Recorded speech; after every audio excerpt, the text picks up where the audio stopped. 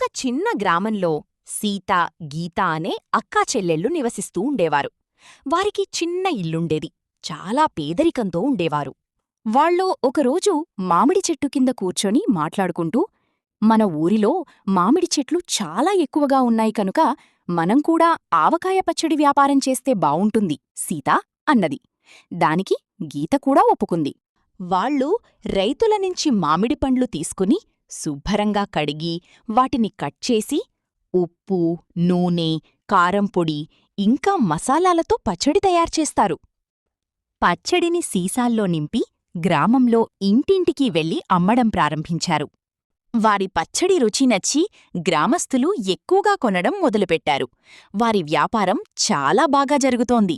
అలా చాలా రోజులు వారు కష్టపడి పచ్చళ్ళు అమ్మి చాలా డబ్బు సంపాదించి ధనవంతులయ్యారు.